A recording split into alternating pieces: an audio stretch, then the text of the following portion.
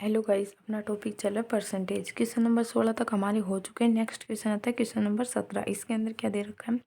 ए की आय बी की आय की तुलना में 60% कम है और ए का व्यय बी के व्यय के 60% के बराबर है। यदि ए की आय बी के व्यय के 70% के बराबर है तो ए और बी की बचत का अनुपात बताने की क्या होगा।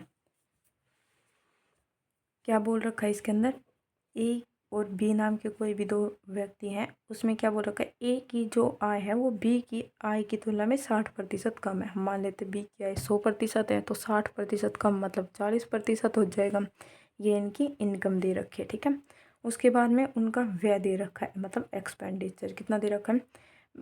ए का जो व्यय है वो बी के व्यय के 60% के बराबर है। मान लेते इसने 100 ही रुपये खर्च किए हैं तो उसके 60% कितना होगा? 60 रुपये। तो 60% होगा। तो और इससे तीसरे वाली स्टेटमेंट क्या बोल रखी है? जो ए की जो इनकम है ना वो बी के व्यय के 70% के बराबर है तो इसका 70% कितना होगा? 70 होगा। और ये 70 इज इक्वल टू है, 70 किसके इक्वल है? 40 के। मतलब इस 70 की जगह 40 की जगह पे क्या आना चाहिए? 70 आना चाहिए, ठीक है।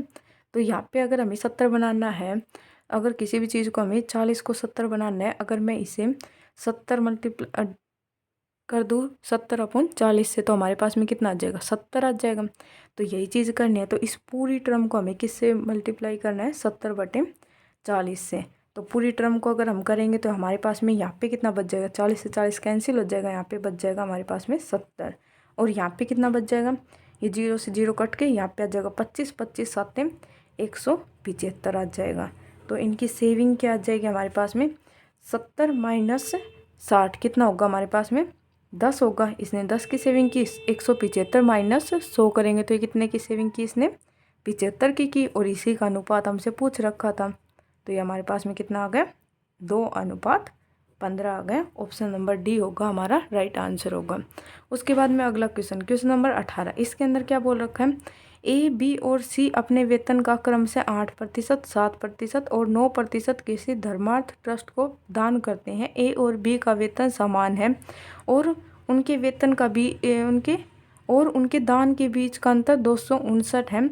ए और बी का कुल दान सी की तुलना में 1185 अधिक है। ए और सी का कुल दान ए बी और सी के कुल वेतन का कितना प्रतिशत है, ये हमें बताना है। अब क्या दे रखा है? कोई भी 3 व्यक्ति हैं, ए बी और सी। इससे आगे क्या कह रखा है? ए अपनी इनकम का 8% डोनेट करता है, बी है वो 7% और सी है वो 9% डोनेट करता है। उसके बाद बोल रखा है इन दोनों का जो इनकम है ना वो इक्वल है, लेकिन इन दोनों ने जो डोनेशन किया है ना उसके बीच का डिफरेंस दे रखा है 259। तो वैसे 259 का दे रखा है लेकिन परसेंटेज में कितने का डिफरेंस है? 1 का। तो 259 किसकी वैल्यू होगी? 1% की। तो 100% की वैल्यू निकाल सकते हैं तो ये कितनी आ जाएगी हमारे पास में? 25,900, ठीक है। तो 25,900 किसकी इनकम है? एक की, और 25,900 ही इनकम होगी बी की। दोनों की इक्वल है ना, तो ये आ गई एक की इनकम और बी की भी यही आ जाएगी, ठीक है। उसके बाद अगली लाइन में क्या बोल रखा है? ए और बी का कुल दान है, जो ए और बी का कुल दान है कितना होगा इनका? 15% होगा। 7 और 8 करेंगे तो 15%। वो सी की तुलना में कितना अधिक है? 1185 अधिक है। तो इसका 15% कितना होगा? इसका 15% होगा हमारे पास में 0 से 0 कैंसिल हो जाएगा। 15 निम्न 135, 13 15 5 75, 75 85 और 3 88, 8 15 दूनी 30 और 38। कितना अधिक आ रहा है ये? इन दोनों का कुल डोनेशन आया 3885 रुपये का। और ये कितना अधिक है? सी के डोनेशन से 1185 अधिक है। तो 0072। तो सी ने कितना डोनेशन किया? 2700 का। और हमारे इसमें क्वेश्चन में दे रखा है 9%, मतलब 9% की वैल्यू कितनी आ गई? 2700। तो 100% की वैल्यू निकाल सकते हैं। 2700 इज़ द वैल्यू ऑफ 9%। तो 100% की हो जाएगी 9×27 हो जाएगी 30,000 हो जाएगी। तो इसके बाद में हमसे बोल रखा है और ए और सी का कुल दान। ए और सी का कुल दान, ए ने कुल दान कितने का किया? इसका 8%। 2500 900 का 8% कितना होगा? इसका 10% कितना होगा? 25 एक मतलब 10% के लिए क्या बोला था, 1 डिजिट के बाद में पॉइंट लगाना है, और 1% निकालना हो तो हमें 2 डिजिट के बाद में पॉइंट लगाना है। तो इसका 1% कितना होगा, 259 होगा। तो इसका 8% कितना होगा, 259 को मल्टीप्लाई कर देंगे 8 से, कितना होगा, 8 8 8 64, 8 9 72, 7 8 5 40 47, 4 8 दूनी 16 और 4 20।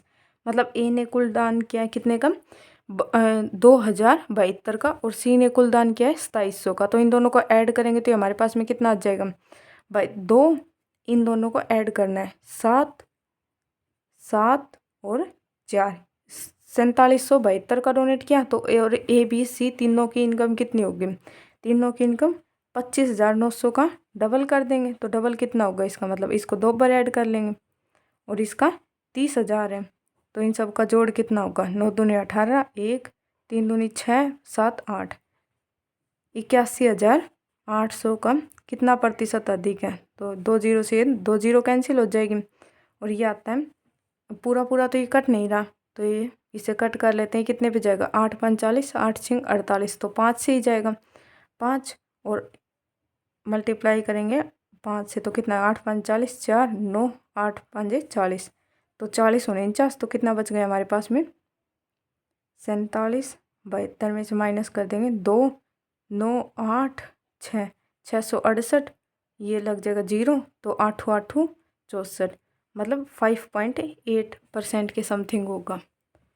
ऑप्शन नंबर हमारा बी हो जाएगा, राइट आंसर हो जाएगा। ठीक है, बी है राइट आंसर। ठीक है, इसमें हमें अप्रोक्स में करना होता है, वैसे भी दूर दूर के आंसर दे रखे हैं, तो 5 के बाद में सीधा यही दे रखा है, तो इसी के बाद में यही ऑप्शन होगा हमारा। ठीक है, क्वेश्चन नंबर 19, इसके अंदर क्या दे रखा है, एक परीक्षा में पूर्णांक 500 था, ए को बी की तुलना में 25% अधिक अंक प्राप्त हुए, बी को सी की तुलना में 60% अधिक अंक प्राप्त हुए, और सी को डी की तुलना में 20% कम अंक प्राप्त हुए। यदि ए को 80% अंक मिले तो डी को कितने प्रतिशत अंक मिले, ये बताना है हमें। ए को बी की तुलना में 25% अधिक अंक मिले, 25% 1/4, तो इसको 4 है तो इसको 5 मिले। बी को है सी की तुलना में 60% अधिक अंक मिले, 3/5, तो इसको 5 मिले तो इसको 8 मिले। और सी को है डी की तुलना में 20% कम अंक मिले, तो इसको 5 मिले तो इसको 4 मिले। ठीक है, और यदि सी को जो अंक मिले हैं वो 80% है, उसके बाद में देखो बी यहाँ पे भी आ रहा है, यहाँ पे भी, लेकिन यहाँ पे वैल्यू कितनी आ रही है, यहाँ पे 4 है, यहाँ पे 8 है। एक ही शख्स की दो दो वैल्यू थोड़ी ना हो सकती, जैसे सी की हो रही, तो हमें क्या करना पड़ेगा, इन सबको इक्वल बनाना पड़ेगा। डी, तो जो जिसका परसेंटेज है उसके नीचे वो रखते जाएंगे 4, और इस बी और सी का दे रखा, तो एक लाइन छोड़ के, ये वाली लाइन छोड़ के नीचे वाली लाइन में लिख देंगे 8 5, और सी को इससे नीचे वाली में 4 और 5। तो यहाँ पे जो भी ब्लैंक बचा हुआ है उसके अंदर क्या आता है, आपको पता है, पड़ोस में जो भी डिजिट है वो आ जाती है, 4 4 4, और ये 4, और यहाँ पे इसके बगल में क्या है, 5 है, तो ये आ जाएगी। ठीक है, इन सब के बाद में इन सब की मल्टीप्लाई करनी है, 8 5 40, और 4 चौक 16, 160 आ जाएगी। 4 चौक 4 चौक 16, 16 8 128, और ये 5 चौक 20, 20 चौक 80, 5 5 25, 25 चौक 100। अब ये कितनी दे रखी है हमारे अकॉर्डिंग, कितनी है, 160, और 160 किसकी वैल्यू दे रखी है, 80% की वैल्यू है। 160 अगर 80% की है तो 100% की वैल्यू निकाल सकते हैं, 2, तो 100% मतलब 200। 200 में से ए को कितने नंबर मिले हैं, 160, तो इसको कितने मिले हैं, 100 नंबर मिले हैं, और कितने में से मिले हैं, 200 में से। परसेंटेज के लिए 100 से मल्टीप्लाई कर देंगे तो हमारे पास में कितना आ जाएगा, 2 5 सॉरी 1 2 5 10, तो ये आ जाएगा 50% आ जाएगा, कि डी को कितने अंक मिले हैं, 50% अंक मिले हैं। ऑप्शन नंबर सी हो जाएगा हमारा राइट आंसर हो जाएगा। उसके बाद में अगला क्वेश्चन, क्वेश्चन नंबर 20, इसके अंदर क्या कह रखा है, ए और बी अपनी आय का क्रम से 60% और 75% खर्च करते हैं। यदि ए की बचत बी की बचत की तुलना में 20% अधिक है तो ए की आय बी की आय से कितने प्रतिशत कम है, ये बताना है हमें। क्या है, ए की जो आय है वो ए की जो बचत है वो बी की बचत से कितना अधिक है, 20% अधिक है। तो मान लेते हैं इसकी सेविंग 100 है तो इसकी 120 हो गई। ठीक है, तो ए है वो अपनी अपनी आय का 60% खर्च करता है। अब हमें इनकम नहीं पता कितनी है, तो ये 60% खर्च करता है, तो बचाता कितना है? 40%। तभी तो बचाएगा। अगर कोई भी इंसान है अपनी इनकम का 60% खर्च कर देता है तो बचता कितना है? 40%। तो ये 40% बचाता है। सेविंग परसेंटेज दे रखी है ये, और सेविंग रुपए में दे रखा है ये, ठीक है, हमने निकाल लिया। और बी है अपना कितना खर्च कर देता है? 75%। तो ये कितना बचाता है? ये 25% बचाता है। और ये 40% किसकी वैल्यू, 40% की वैल्यू दे रखी है 120, और 25% की आ गई 100 आ गई। तो 100% की वैल्यू निकल के आ जाएगी। 120 इज द 40% की, यहाँ से 100% की निकल के आ जाएगी, और यहाँ से 100 इज द वैल्यू ऑफ 25%, तो हम 100% की निकाल लेंगे।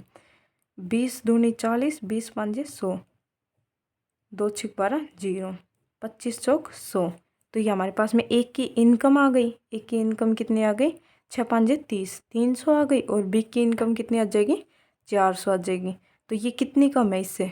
100 कम है। तो 100 कम है, और कहाँ से कम है? 400 से। हमें यही तो बताना था 20 से कितनी कम है। जिसके साथ भी सी आ जाए वहीं से हमें बताना होता है कि वहाँ से कितनी कम है, और परसेंटेज के लिए मल्टीप्लाई कर देंगे 100 से, तो ये आ जाएगा हमारे पास में 25% कम है। ऑप्शन नंबर डी हो जाएगा हमारा राइट आंसर हो जाएगा। क्वेश्चन नंबर 21, इसके अंदर क्या दे रखा है? चीनी की कीमत में यदि 20% की वृद्धि की जाती है, चीनी की खपत में कितने प्रतिशत की कटौती की जानी चाहिए जिससे कि चीनी का व्यय में कोई परिवर्तन कोई अतिरिक्त वृद्धि न हो? देखो, अब कैसे भी ये ऐसे टाइप के कोई भी क्वेश्चन है जिसमें एक ही प्रकार का मतलब एक ही परसेंटेज दे रखा हो, या तो वृद्धि हुई है या कमी हुई है, तो उसमें एक चीज़ याद रखनी है। जैसे कि यहाँ पे वृद्धि हुई है, क्या हुई है? वृद्धि हुई है। और कितने की हुई है? 20% की। 20% की वैल्यू कितनी होती है? 1/5। तो अगर वृद्धि हुई है ना, तो इस जो भी न्यूमरेटर है ना, जितना भी न्यूमरेटर है उसको किस में ऐड करने देना है? डिनोमिनेटर के अंदर। और न्यूमरेटर की जगह 1 है तो उसकी जगह 1 रखना है। और 1 को अगर 5 के अंदर ऐड करेंगे तो कितना हो जाएगा? 6। और 1/6 की वैल्यू कितनी होती है? 16 सही 2/3%। तो यही हमारा आंसर हो जाएगा। ऑप्शन नंबर ए हो जाएगा, ठीक है। ऐसे टाइप के लिए डायरेक्ट है, और अगर लॉन्ग मेथड से करना चाहो तो उससे भी कर सकते हो। उसके अंदर क्या करना होता है? 100 वैल्यू होते हैं, तो ये कितने हो गए? 120। और हमें कितना खर्चा रखना है? 100 ही रखना है। तो यहाँ से कितने प्रतिशत की कमी हुई है? 20% की। और ये कमी कहाँ से हुई है? 120 की हुई है, और मल्टीप्लाई बाय 100। तो 0 से 0 कैंसिल हो जाएगा। 2 1 कम 2, 4 5 20, 4 3 12, तो ऊपर आ जाएगा 50/3। तो इसे कट कर देंगे। 3 एकम 3, 3 छिंग 18, और 2/3 ही आएगा। अब देखो ये डायरेक्ट से आ गया, ये हमें ऐसे करेंगे तो ऐसे भी आ जाएगा। डायरेक्ट के लिए क्या है ये बता दिया है। वैसे ही क्वेश्चन नंबर 22, इसके अंदर क्या दे रखा है? एक शहर की जनसंख्या पहले वर्ष में 30% बढ़ी और अगले वर्ष 15% कम हुई। यदि शहर की वर्तमान जनसंख्या 11,050 है तो 2 वर्ष पहले की हमें जनसंख्या बताने की क्या होगी? क्या है? यदि मान लेते हैं यहाँ पे है पहले की जनसंख्या, और ये क्या है? अब की है, मतलब वर्तमान की। तो पहले तो हुई है पहले हुई है 30% की वृद्धि। 30% मतलब 3/10। तो 10 से कितनी हो गई? 13 हो गई। और फिर 15% की कमी 3/20 होता है। 20 से कितनी हो गई? 17। देखो ये ऐसे ऐसे कट कर सकते हैं इन डिजिट्स को, अगर कट रही है तो। अब ये नहीं कट रही तो इन्हें डायरेक्ट मल्टीप्लाई कर देते हैं। तो ये 200, 17 × 51, 5, 17 एकम 17, और 5 कितने होते हैं? 17, और 5 होते हैं 22। तो ये हमारे पास में वर्तमान की जनसंख्या कितनी दे रखी है? 11,050 इज द वैल्यू ऑफ 221 की। तो हमें पहले की जनसंख्या बतानी है। 1, 5, और इसको मल्टीप्लाई करेंगे तो यह आ जाएगा 10,000।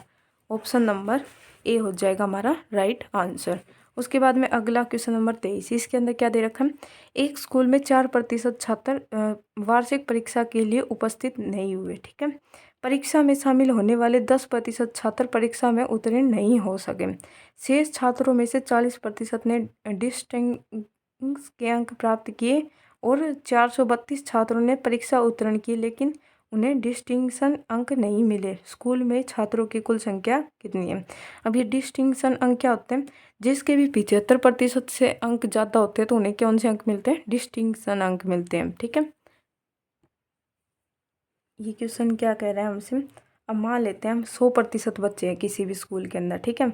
उसमें से 4% बच्चे उपस्थित नहीं हुए, तो उपस्थित कितने हुए? 96% बच्चे उपस्थित हुए अगर 4% नहीं हुए। और जो उपस्थित हुए उनमें से भी 10% अनुत्तीर्ण हो गए। अब 10% कैसे निकालते? एक डिजिट के बाद में पॉइंट, तो 9.6 बच्चे क्या हो गए? फेल हो गए। और पास कितने हुए? जो भी बचेंगे इसमें से, तो इसमें से माइनस कर देंगे, तो अगर इसमें से 10 माइनस करेंगे तो कितना आ जाए? 86, तो आ जाएगा 85.4। ये बच्चे क्या हुए? पास हुए हैं, ठीक है। और इसमें से भी 50% बच्चों ने डिस्टिंक्शन अंक प्राप्त किए। 50% मतलब 2 दूनी 4, 2 दूनी 2 चौक 8, 2 दूनी 4, 2 7 14, तो 127। ये एक गलती हो गई यहाँ से। 9.6 इसमें से माइनस करेंगे तो ये हमारे पास में आएगा 86.4 आएगा। तो इसका हाफ करेंगे, 2 चौक 8, 2 तिया 6 और 2 दूनी 4, मतलब 43.2 बच्चों ने कितने प्रतिशत अंक प्राप्त किए? डिस्टिंक्शन के अंक प्राप्त किए, मतलब 75% से अधिक अंक प्राप्त किए हैं, ठीक है। उसके बाद में बाकी कितने बच्चे बच गए? इसमें से टोटल ये इतने थे, पास होने वाले में से इतने ने ये डिस्टिंक्शन अंक प्राप्त कर लिए, तो कितने बच गए? 43.2 बच गए। और ये क्या हुए? ओनली पास हुए हैं, ठीक है। ओनली पास हुए हैं, ठीक है। तो ओनली पास होने वालों की संख्या कितनी दे रखी है हमारे पास में? 432 दे रखी है। और 432 हमारे अकॉर्डिंग कितने प्रतिशत की वैल्यू है? ये है 43.2% की। तो 100% हमें बताने थे, तो मल्टीप्लाई बाय 100 से कर देंगे। ये पॉइंट्स यहाँ कैंसिल हो जाएगा और ये बच्चे आ जाएंगे हमारे पास में, 1000 बच्चे आ जाएंगे। ऑप्शन नंबर सी हो जाएगा राइट आंसर। उसके बाद में क्वेश्चन नंबर 24, इसके अंदर क्या बोल रखा है? एक परीक्षा में अनीता को यदि 31% अंक मिले, वह 16 अंकों से अनुत्तीर्ण हो गई। सुनीता ने 40% अंक प्राप्त किए और उसे आवश्यक उत्तीर्ण से 56 अंक अधिक मिले, तो उत्तीर्ण होने के लिए न्यूनतम आवश्यक अंक बताने की कितने हैं? अब इसमें डायग्राम बना लेते हैं, इजी तरीके से हो जाएगा। हम मान लेते हैं यहाँ पे क्या है? पासिंग मार्क्स हैं और अनीता को कितने अंक मिले? 31% अंक मिले। अगर उसे 31% अंक मिले तो कितने अंकों से फेल हो गई? 16 अंकों से। तो यहाँ से लेके यहाँ तक 16 अंक चाहिए थे। और एक और लड़की है, उसको कितने अंक मिले? 40%। और वह कितने ज़्यादा अंक लेके आई है, मतलब जो ज़्यादा है पासिंग मार्क्स से 56। तो अगर ये अनीता नाम की लड़की है, इसको यहाँ तक पहुँचना है तो परसेंटेज में इसे कितना बढ़ना पड़ेगा? 9%। और नंबर में कितना बढ़ना पड़ेगा? इन दोनों को ऐड करना है, ठीक है। इन दोनों को ऐड करेंगे तो हमारे पास में 6 6 7 72 अंक बढ़ना पड़ेगा और परसेंटेज में 9 बढ़ना पड़ेगा। तो 100% की वैल्यू निकाल लेंगे। 100% 9 8 72, 100% मतलब मैक्सिमम अंक कितने हैं? 800 नंबर का पेपर हुआ है। अब 800 में से हमें क्या बताना है? पासिंग मार्क्स कितने हैं। अब पासिंग मार्क्स कैसे निकालेंगे? अब ये पासिंग मार्क्स निकालने, अब ये अनीता नाम की लड़की है, इसको कितने मिले? पासिंग मार्क्स के 31% अंक मिले हैं। अगर उसके अंदर हम 16 अंक इसे और मिल जाते तो ये क्या हो जाती? पास हो जाती। तो मतलब इसके अंदर 16 अंक और ऐड कर देंगे तो क्या हो जाएगी? पास हो जाएगी। तो इसे सोल्व कर देंगे तो हमारे पास में आंसर आ जाएगा 8 6 चौक 24 प्लस 16 करेंगे 58 और 6 कितना होता है? 54। 254 क्या हो जाएगा? पासिंग मार्क्स हो जाएगा।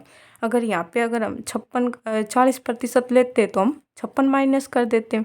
और अगर यहाँ पे 31% ले रहे हैं तो उसे पास होने के लिए ऐड करना पड़ेगा और यहाँ पे माइनस करना पड़ता। तो हमने ये वाला लिया है तो हमने क्या कर दिया? प्लस कर दिया। तो 254 आ जाएगा इसका, 264 सॉरी 264 आ जाएगा। 248 के अंदर 16 ऐड करेंगे तो ये कितना आता है? 264 आता है। तो ऑप्शन नंबर बी हो जाएगा हमारा राइट आंसर हो जाएगा। अगला क्वेश्चन नंबर 25, इसके अंदर क्या कह रखा है? यदि किसी वृत्त की त्रिज्या में 11% की कमी की जाती है तो वृत्त के क्षेत्रफल में कुल कमी ज्ञात करने की कितने की होगी? 11% की कमी की जाती है तो 11 का सक्सेसिव कितना होता है? सक्सेसिव के लिए हमारे पास में फॉर्मूला क्या होता है? x + y minus XY/100। अगर यही चीज़ हम किस में लगाते, कोई भी उसमें लगाते ब्याज में, तो यहाँ पे प्लस आ जाता, लेकिन यहाँ पे माइनस आता है क्योंकि यहाँ पे कमी होती है। तो 11 + 11 कितना होता है? 22 माइनस 11 का स्क्वायर कितना होता है? 1.21। ये 100 से ऊपर आ जाएगा ना, ये 100 से 2 डिजिट के बाद में पॉइंट लग जाएगा। तो इसमें से माइनस करेंगे तो कितना आ जाएगा? 21 20 20.79 आ जाएगा, 20.79% आ जाएगा। ऑप्शन नंबर ए हो जाएगा हमारा राइट आंसर। क्वेश्चन नंबर 26, इसके अंदर क्या दे रखा है, अनु अपनी मासिक आय का 68% खर्च करती है। यदि उसकी मासिक आय 20% वृद्धि होती है और उसके वार्षिक मासिक बचत में 9 से 3/8% की वृद्धि होती है तो उसके मासिक व्यय में कितने प्रतिशत की वृद्धि होगी, हमें ये बताना है। तो इनकम के लिए हमारे पास में फॉर्मूला क्या होता है, income is equal to expenditure plus saving. ठीक है, तो हम मान लेते हैं उसकी इनकम कितनी है, 100 है, उसमें से उसने कितना खर्च कर दिया, 68% मासिक आय खर्च कर दी, तो बचत कितनी हो जाएगी उसकी, 32%। और अगर उसकी मासिक आय में 20% की वृद्धि, 20% की वृद्धि होगी तो 120% हो जाएगी, हो जाती है। और उसकी बचत में कितने प्रतिशत की वृद्धि हो जाती है, 9 सही 3/8%। 9 सही 3/8 कितना होता है, 3/32 होता है। तो 32 से कितनी हो गई, 35। यहाँ पे 32 है तो 32 से कितनी हो गई, 35 हो गई। तो उसका व्यय कितना हो जाएगा, इसमें से माइनस करेंगे 15, 100 में से 15 गए तो 85। तो ये कितने की वृद्धि हुई, अगर इसमें से ये माइनस करेंगे तो हमारे पास कितना बचेगा, 85। ये इसका एक्सपेंडिचर हो गया। और ये यहाँ से यहाँ तक कितना बढ़ा है, 88 माइनस 3 कर दें, 88 माइनस 3, तो ये यहाँ से यहाँ तक कितना बढ़ा है, 17 बढ़ा है। और ये बढ़ा कहाँ से है, यहाँ से, मल्टीप्लाई बाई 100, 17 चौक 68, तो ये आ जाएगा 25% की वृद्धि हुई है इसके अंदर। ऑप्शन नंबर सी होगा हमारा राइट आंसर होगा।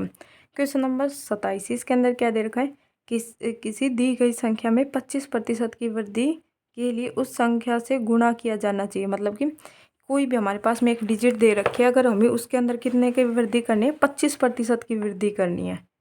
25% की वृद्धि, 25% की वृद्धि क्या होती है, मतलब 25% को क्या लिखते हैं, 1/4, तो 4 से कितनी करनी है, 5। तो हमें इस 4 को 5 बनाने के लिए किससे मल्टीप्लाई करना पड़ेगा।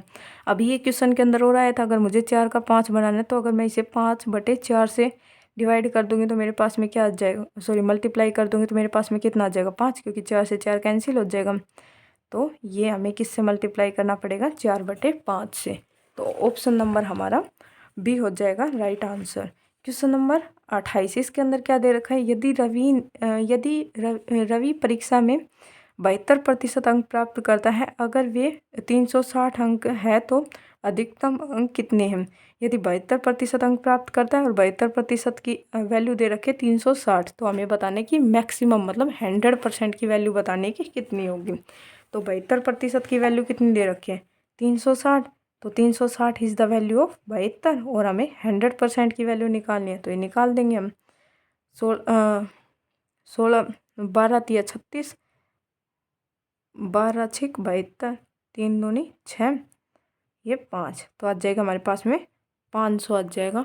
ऑप्शन नंबर सी होगा हमारा राइट आंसर होगा।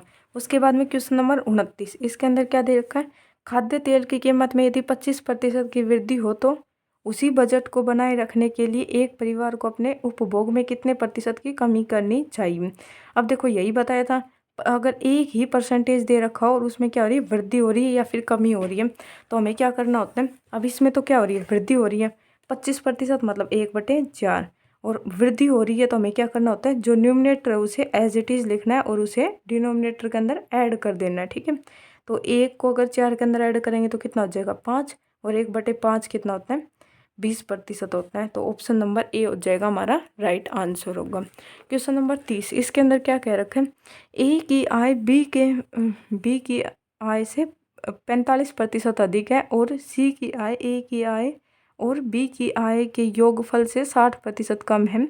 डी की आय सी के आय से 20% अधिक है। यदि बी और डी की आय के बीच का अंतर 13,200 है तो सी की आय हमें बताने की कितनी होगी। जो ए की आय है वो बी की आय से 45% अधिक है। यदि मान लेते बी की आय 100% है तो ए की आय कितनी हो जाएगी, 145, अधिक है तो 145 ऐड हो जाएगा। और सी की आय है वो ए की आय से ए प्लस बी दोनों की आय से कितना कम है कि योगफल से 60% कम है। यदि इन दोनों का योगफल हम मान लेते हैं 100 है तो ये 60% कम मतलब 40% है। और डी की आय है वो सी की आय से 20% अधिक है। 20% अगर ये 5 है तो ये कितनी है, 6 है। और बी और डी का अंतर दे रखा है तो हमें सी की आय बताने की क्या होगी। अब देखो यहाँ पे ए और बी का ऐड कितना आ रहा है, 100 आ रहा है, और यहाँ पे कितना आ रहा है 245। पहले तो इन्हें कट कर लेते हैं, इजी हो जाएगा। 5 दूनी 10 0, 5 दूनी 10, 5 नी 45, 20 दूनी 40, 20 5 ये 100। ये तो कट नहीं रहा।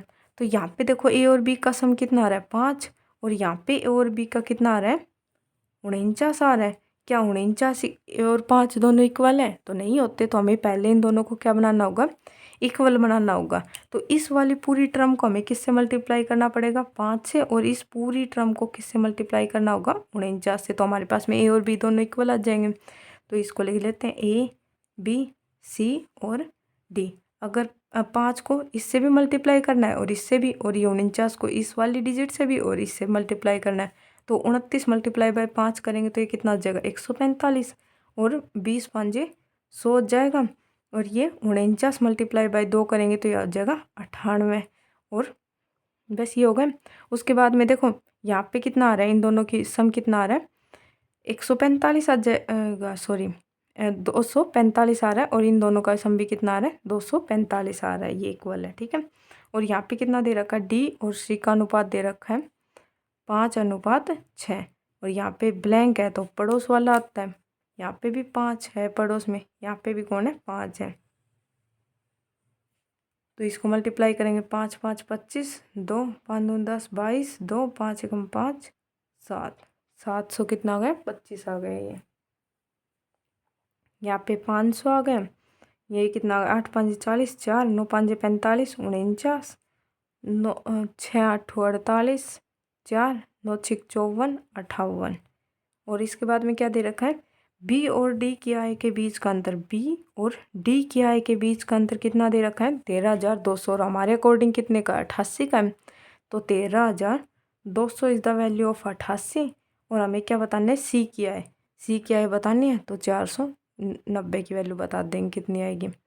अभी कट रहा है 11 8 88, 11 1 11, 11 दूनी 22, 8 1 8, 8 1 8, 8 5 40, 0 19 और सॉरी 15 और 490 की मल्टीप्लाई कर देंगे तो ये हमारे पास में हो जाएगा 2 0 0, 15 निम्न 135, 13 15 चौक 60 और 13 60 और 70 73।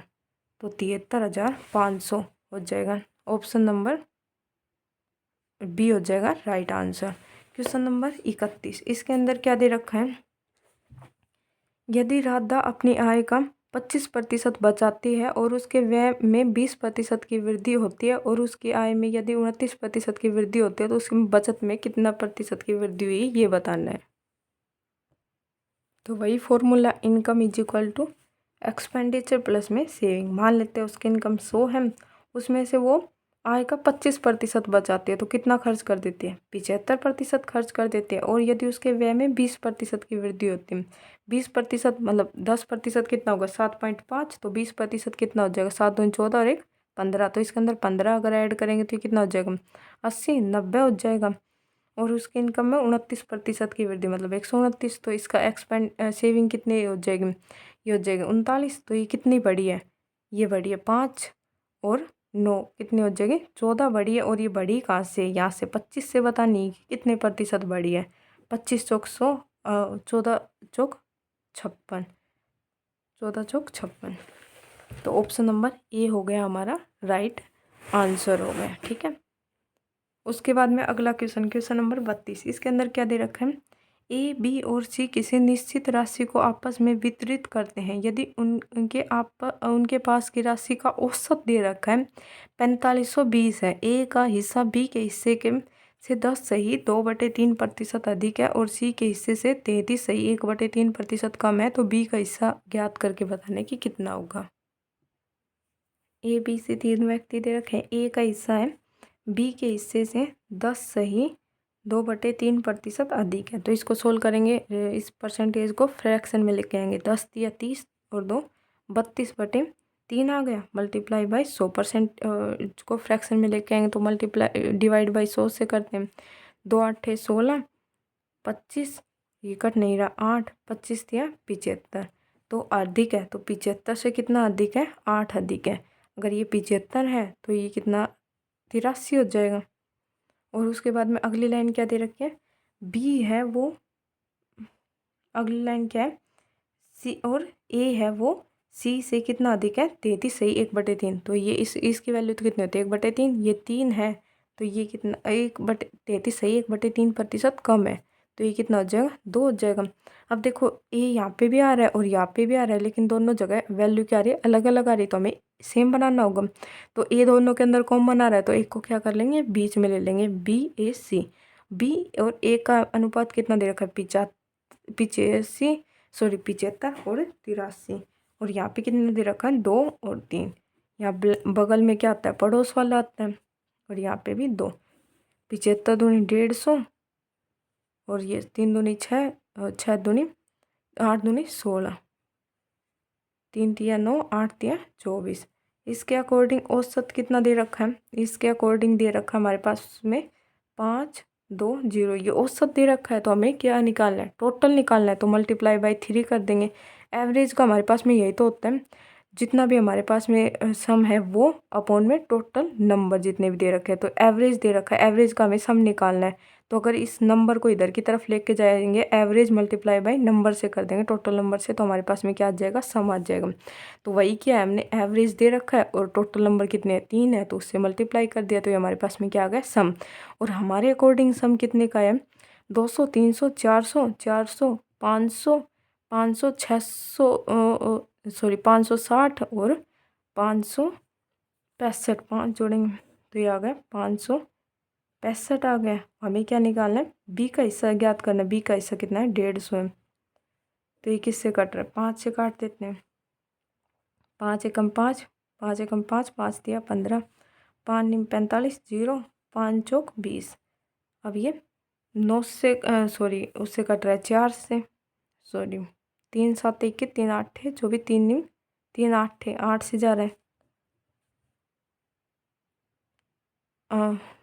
15 8 है 120, 120 मल्टीप्लाई बाई करेंगे 3 से तो ये कितना होगा, 120 बार में जो 3600।